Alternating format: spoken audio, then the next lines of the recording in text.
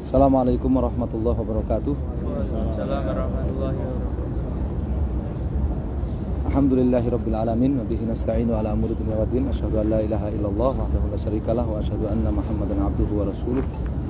Allahumma shalli wa sallim wa barik ala nabiyyina Muhammad wa ala alihi wa sahbihi wa man tabi'ahum bi ihsanin ila yaumiddin. Amma ba'd. Nasallahu tabaraka wa ta'ala an yarzuqana ilman nafi'an wa rizqan thayyiban wa amalan mutaqabbalan innahu waliyyu dzalika wal qadiru alaihi. Jamaah umrah Fatimah Zahra rahimakumullah. Alhamdulillah, Allah Subhanahu wa taala memberikan banyak sekali kemudahan dan pertolongan kepada kita. Di antaranya pada pagi ini kita Allah berikan kesempatan nikmat untuk kita sholat di Masjid Nabawi. Kemudian dilanjutkan meneladani apa yang menjadi prakteknya para sahabat, para salaf kita yang saleh, para ulama kita ketika mengunjungi kota Nabi Shallallahu Alaihi Wasallam.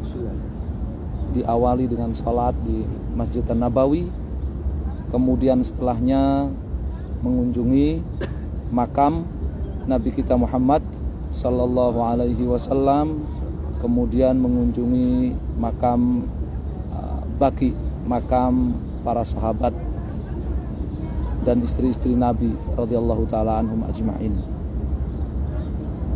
Dan kita melakukannya alhamdulillah dengan penuh adab, ya, dengan kekhusyuan. Kita berziarah karena kecintaan kita kepada Nabi Shallallahu Alaihi Wasallam. Berziarah kita untuk mengingat akhirat sehingga meningkatkan amal soleh kita, ibadah kita hanya kepada Allah. Berziarah untuk mengucapkan salam kepada Nabi kita Muhammad SAW, kepada Sayyidina Abi Bakar, Sayyidina Umar, juga kepada Sayyidina Utsman ada di Baqi, dan para sahabat yang ada di Baqi serta para penghuni makam Baqi radhiyallahu taala anhum ajma'in. Ikhwan fiddin rahimakumullah. Kita saksikan bagaimana kerajaan Saudi Arabia ini, ya, menjaga betul, ya, makam Nabi sallallahu alaihi wasallam, rumah Nabi sallallahu alaihi wasallam, makam Baqi, ya, sehingga sampai sekarang masih seperti dulu, ya, sampai sekarang masih seperti dulu.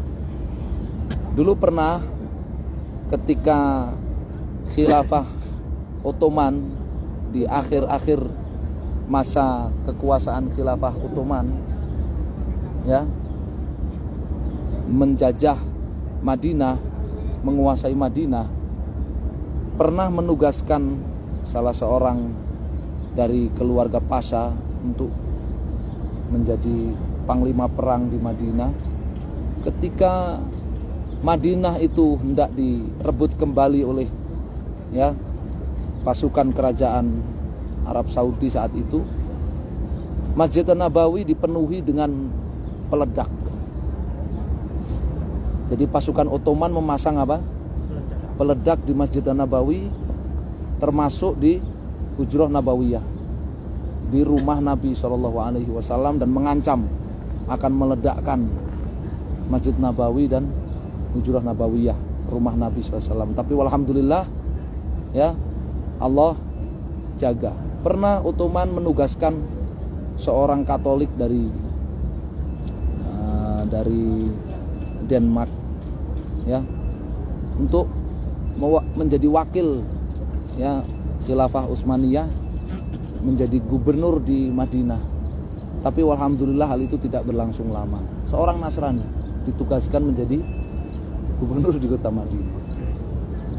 Nah, pernah ada isu, ya, ketika tahun 1924-1925 pernah ada isu bahwa kerajaan Saudi yang saat itu lebih dikenal dengan kerajaan Wahabi hendak meratakan rumah Nabi, meratakan apa? Rumah Nabi, dan membongkar makam Nabi, dipindahkan keluar. Ini barakallahu fikum. Sebenarnya adalah apa? Informasi yang buta. Kenapa informasi buta? Karena Syekh Muhammad bin Abdul Wahab sendiri, yang orang-orang Wahabi itu dikatakan sebagai pengikut beliau, Syekh Muhammad bin Abdul Wahab, ya, beliau menulis kitab yang namanya Kitab Tauhid. Kitab Tauhid. Dan di sela-sela Kitab Tauhid itu, ketika membahas tentang sikap yang benar seorang ahli tauhid terhadap makam, di mana kita tidak boleh mengikuti sunnahnya orang-orang ahlul kitab, sebagaimana sabda Nabi SAW, ya, laknatullah alal yahud wa nasara ittakhadhu qubur anbiya'ihim masajid. Ya, Allah melaknati orang-orang Yahudi dan Nasrani karena mereka menjadikan kubur para nabinya sebagai masjid. Ya. Kemudian beliau Syekh Muhammad bin Abdul Wahab juga membawakan hadis Nabi sallallahu alaihi wasallam, ya. Ala tattakhidul qubur masajid fa inni anhaakum an dzalik. Jangan kalian menjadikan kuburan-kuburan sebagai masjid. Aku melarang kalian dari hal itu. Kemudian beliau menyinggung tentang makam Nabi Shallallahu Alaihi Wasallam. Dalam hadis itu dikatakan, beliau bawakan hadisnya, hadis Aisyah radhiyallahu taala anha. Walaula dzalika la ubriza qabruhu ghara ana khusyya an yuttaqada masjidan. Andai bukan karena khawatir makam Nabi SAW itu akan dijadikan masjid, seperti orang-orang Yahudi Nasrani menjadikan makam kuburan para nabi sebagai masjid, maka makam Nabi itu akan diletakkan di pemakaman umum. La ubriza qabruhu, qabru Nabi SAW. Makam Nabi akan ditempatkan di pemakaman umum, bukan di rumah beliau. Apa maknanya? Ya, bahwa rumah beliau tidak boleh dihancurkan, makam beliau tidak boleh dipindahkan, makam beliau tidak boleh dipindahkan di luar rumah beliau. Rumah beliau yang kadung udah ada di dalam komplek Masjid Nabawi, dinding Masjid Nabawi sebelah kiri kiblat, tidak boleh dipindah. Kenapa? Kalau dipindah maka akan jadikan masjid oleh orang-orang yang mengikuti sunnahnya Yahudi dan Nasrani. Karena Nabi SAW sudah mengatakan, mengingatkan, la tattabi'unna sunana man kana qablakum hadwal qudzati bil qudzati. Sebagian kalian akan mengikuti cara-cara orang Yahudi Nasrani, sedikit demi sedikit. Oleh karenanya Ali Zainal Abidin, cucu daripada Ali bin Abi Thalib, cucu buyut daripada Ali bin Abi Thalib, satu kali sedang berada di masjid, kemudian melihat ada orang mendatangi makam rumah Nabi Shallallahu Alaihi Wasallam, ya, kemudian berhenti di tempat tersebut berdoa. Maka dipanggil oleh, ya, cucu Nabi ini, Ali Zainal Abidin, dipanggil orang itu, ya, kemudian ditanya, mengapa kamu berhenti di sana, ya. Kata orang itu, liusallim ala Nabi SAW. Saya ingin mengucapkan salam kepada Nabi SAW. Maka Ali Zainal Abidin mengatakan apa? Cucu Nabi SAW ini, ya, cucunya Ali bin Abi Thalib, cucunya Nabi SAW dari jalur Fatimah radhiyallahu taala anha, ya, mengatakan apa? Beliau telah meriwayatkan hadis sampai dari kakeknya, dari ayahnya, dari kakeknya sampai kepada Nabi SAW. Ya. Kata Nabi SAW, wasallu alayya fa inna salatakum tablughuni haitsu kuntum. Berselawatlah kalian kepadaku, karena selawat kalian dimanapun kalian berada akan sampai kepadaku. Ma antum wa man bi Andalus ila sawa. Kalian dengan orang-orang yang ada di Andalusia itu sama, mengucapkan salam, mengucapkan salawat kepada Nabi SAW. Jadi ahli bait Nabi SAW sendiri melarang, ya, melarang orang itu ketika ziarah makam Nabi berhenti berdoa di situ, tapi cukup lewat mengucapkan salam kepada Nabi Shallallahu Alaihi Wasallam, kepada Abu Bakar dan Umar, sebagaimana prakteknya para sahabat dulu, termasuk prakteknya Abdullah ibnu Umar ketika pulang dari safar maka akan sholat di Masjid Nabawi, kemudian ziarah ke makam Nabi, makam Abu Bakar dan makam ayah beliau untuk mengucapkan salam. Ya, jadi di sini ternyata kita dan itu riwayat Ali Zainal Abidin itu juga riwayat Adhiya ya dalam kitab Al-Mukhtarah ya, itu juga dibawakan oleh Syekh Muhammad bin Abdul Wahab dalam kitab tersebut ya. Jadi ajaran dari Syekh Muhammad bin Abdul Wahab dalam kitabnya yang tersebar seantero dunia ini bahwa tidak boleh ya merusak rumah Nabi SAW, membongkar rumah Nabi SAW yang di dalamnya ada makam beliau. Tidak boleh membongkar makam Nabi, apalagi sampai memindahkan makam Nabi SAW. Itu ajaran beliau Syekh Muhammad bin Abdul Wahab ya, sehingga tidak benar kalau tuduhan bahwasanya kerajaan Saudi Arabia itu ya berulang kali berusaha untuk apa? Membongkar makam Nabi kemudian dipindahkan, karena di dalam hadis-hadis yang dibawakan oleh Syekh Muhammad bin Abdul Wahab sendiri yang mendirikan kerajaan ini bersama Muhammad ibn Saud sudah dimuat, dan buku itu sampai sekarang masih dipelajari turun-temurun dengan penjelasan yang tadi saya sampaikan, yang tadi saya bacakan. Tapi toh demikian kita dilarang ya, kita dilarang menjadikan makam Nabi SAW itu sebagai tempat untuk perayaan, sebagai tempat untuk hari raya, sebagai berhala. Kita dilarang. Nabi SAW dalam riwayat Imam Malik di kitab Al-Muwatta ya, Imam Malik itu imam Darul Hijrah, makamnya ada di Baqi tadi yang kita kesana tadi, Imam Malik ya, yang kemudian madhabnya disebut madhab Malikiyah ya. Nabi SAW mengatakan apa? Allahumma la taj'al qabri watanan yu'bad istadda ghadabullah ala qaumin ittakhadhu qubur anbiya'ihim masajid ya. Jadi ya Allah, kata Nabi, jangan kau jadikan kuburanku ya sebagai berhala yang disembah-sembah. Ya Allah, jangan kau jadikan kuburanku sebagai berhala yang apa? Disembah-sembah. Sungguh besar murka Allah Subhanahu wa taala kepada satu kaum yang menjadikan makam nabinya sebagai masjid. Ya, sebagai masjid. Oleh karenanya itu tidak ada di Masjid Nabi, tidak ada di Masjid Nabawi. Tetapi makam Nabi itu ada di dalam kamar beliau dan Aisyah. Kamar beliau dan Aisyah itu ada di dalam rumah Nabi SAW. Kemudian rumah Nabi ketika pelebaran Masjid Nabawi ini di zamannya siapa? Abdul Malik bin Marwan atau siapa? Itu dipagar 3 lapis. Dipagar apa?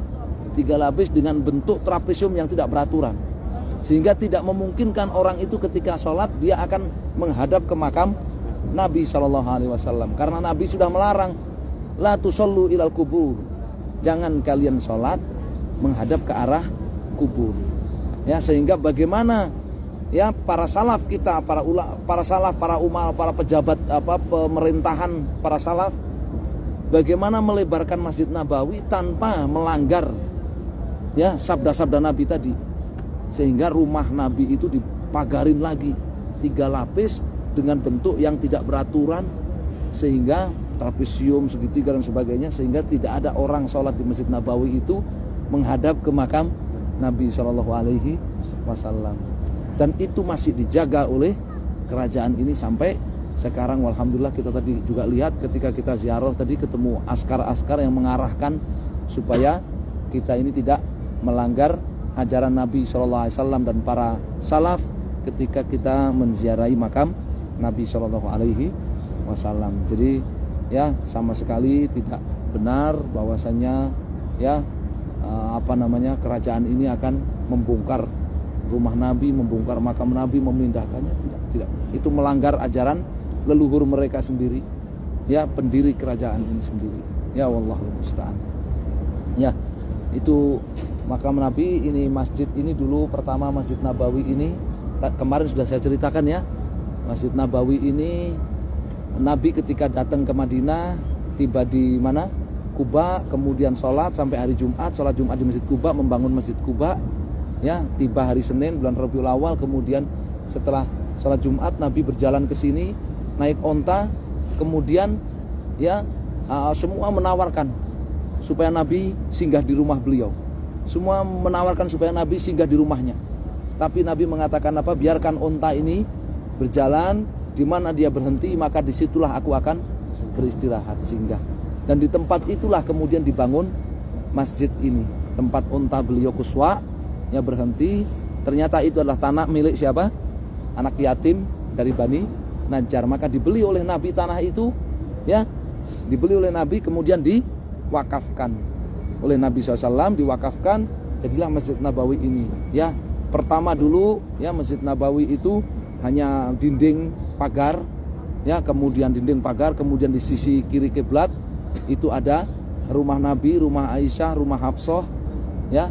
Nah, rumah Hafsah tadi ketika bapak-bapak ziarah makam Nabi, pas berhadapan dengan pintu pagar makam itu, sebelah kanan, seberangnya dinding sebelah kanan ada jendela, ya enggak? Itu adalah jendela rumah Hafsah. Jendela rumah Hafsah. Jadi dulu rumah Hafsah itu ya dibongkar. Kenapa? Dibongkar karena pelebaran ini untuk rumah Nabi itu, pelebaran. Setelah 3 hari 3 malam Hafsah berpikir akhirnya mau, tapi dengan syarat diberi rumah jendelanya menghadap ke rumah kamar Nabi SAW supaya tiap hari bisa tetap melihat. Itu jendelanya sampai sekarang masih.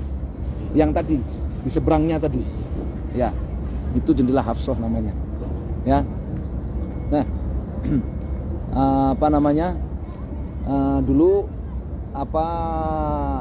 atapnya nggak ada kecuali depan. Atapnya nggak ada kecuali depan dan belakang saja, tengahnya tanpa atap, sehingga dalam hadis Abu Sa'id Al-Khudri diceritakan ketika hujan itu, ya, lantainya apa? Jadi becek, jadi lumpur. Makanya pada sujud itu bangun itu banyak lumpurnya dulu, ya, di situ. Dan ukurannya seukuran lapangan sepak bola dulu. Pertama, seukuran lapangan sepak bola itu berapa kali berapa? 20 kali berapa? 20 kali 50 ya. Seukuran lapangan sepak bola dulunya. Ya, dan yang adzan pertama di masjid ini siapa?